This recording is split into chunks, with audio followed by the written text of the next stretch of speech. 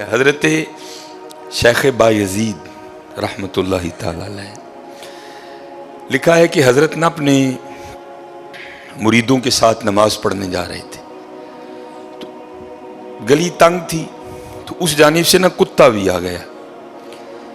تو ظاہر ہے اگر تلقین آئی غیب سے، کوئی دل میں خیال تو آیا ہوگا نا، تو حضرت نے نا اپنے کپڑوں کو بڑا سمیٹا اور سائڈ پہ ہو گئے کہ کتا گزر جائے، کہیں میرے کپڑوں سے لگ ہی نہ جائے یہ۔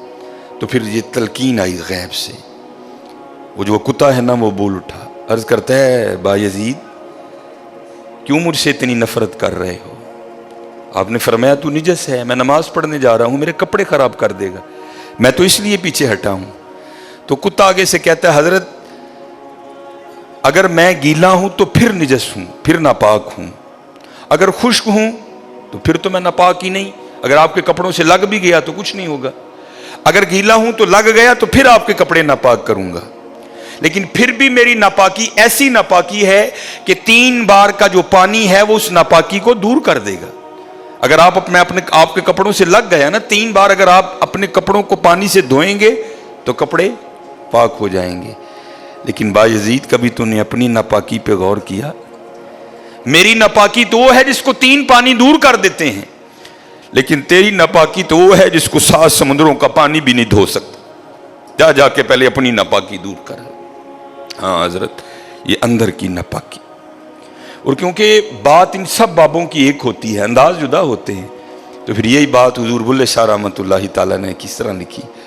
آپ فرماتے ہیں پھلاں دا تو عطر بنا، پھلاں دا تو عطر بنا، عطر دا پھر تو کڈ دریا، دریا وچ پھر تو ڈبکیاں لا۔ ذرا بات کی گہرائی تک جانا۔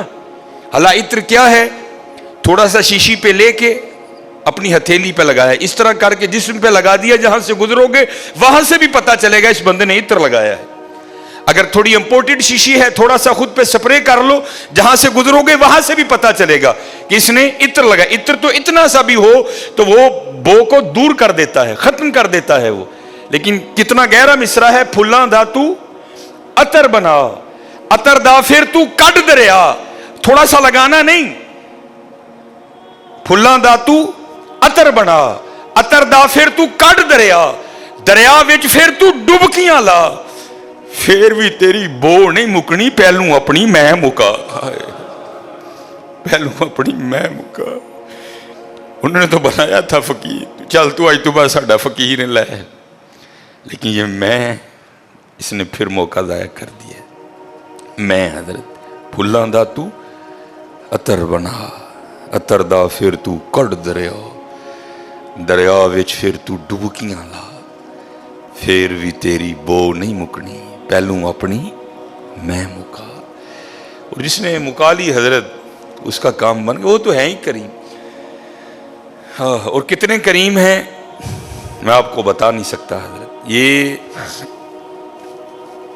ہفتے کی رات تھی، جو پچھلا ہفتہ گزر گیا نا، جس طرح کل ہفتہ آئے گا، یہ بھٹر میں پروگرام تھا، تو پروگرام پہ گئے، وہاں سے مجھے آتے آتے نا تقریباً 12 بج گئے۔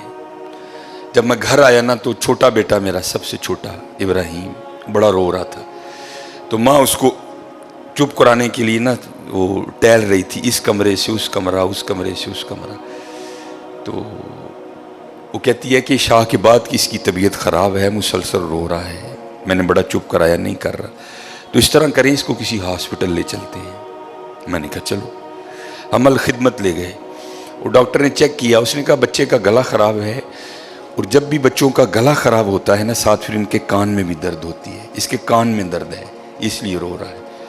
اس نے وہ دوائی وغیرہ انجیکشن وغیرہ لگائے، اس کے کان میں ڈراپس بھی ڈالے، لیکن میں نے کہا نہیں، میں آدھا گھنٹہ ویٹ کروں گا، بچے کی جب طبیعت سنبھلے گی نا میں پھر ہی گھر لے کے جاؤں گا۔ ہم وہاں بیٹھ گئے، خیر بچے کی طبیعت سنبھل گئی، ہم لے کے نا گھر آ گئے۔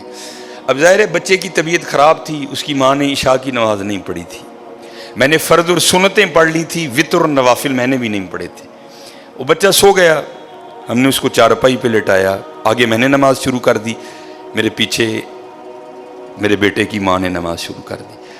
اب میری وطروں کی نا دوسری رکعت تھی، ظاہر ہے ماں بھی یہاں ہی ہوگی، وہ فرض پڑھ رہی تھی، میں وطر پڑھ رہا تھا، یا اس کی تیسری رکعت ہوگی یا اس کی بھی دوسری ہوگی یا چوتھی ہوگی.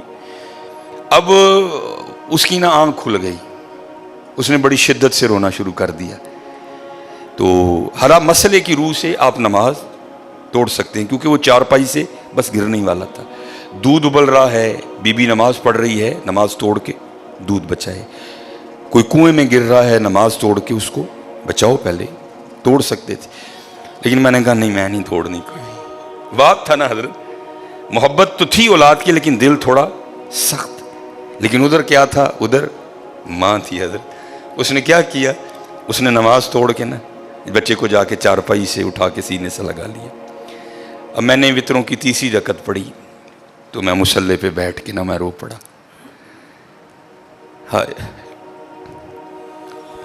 نبی علیہ السلام نے کیا فرمایا کہ اللہ جل شانہ بندے سے 70 ماؤں سے بڑھ کے پیار کرتا ہے. یار اگر ایک ماں کی محبت یہ ہے تو پھر اس کی محبت کیا ہوگی. اگر ایک ماں کی محبت یہ ہے کہ اس نے نماز توڑ کے بچے کو سینے سے لگا لیا، تو پھر تصور کرو حضرت جو 70 ماؤں سے بڑھ کے پیار کرتا ہے اس کی محبت کیا ہوگی. لیکن بات پھر وہی ہے حضرت، ہم تو مائل با کرم ہیں، لیکن کیا ہم تو مائل با کرم ہیں، لیکن آگے سے کیا جب یہ وہ بچہ تھا نا، میں نہیں تھی حضرت اس میں. وہ تو پوری شدت سے رو رہا تھا، مجھے بٹھاؤ، مجھے اٹھاؤ، مجھے بچاؤ، مجھے بچاؤ. شدت تھی نا حضرت، اس شدت نے ماں کو مجبور کر دیا کہ اس نے نماز توڑ کے بچے کو اٹھایا. یہاں بھی جب شدت آتی ہے نا حضرت، تو پھر دریائے رحمت ایسا جوش میں آتا ہے کہ بگڑی بن جاتی ہے. لیکن پھر کیا ہے،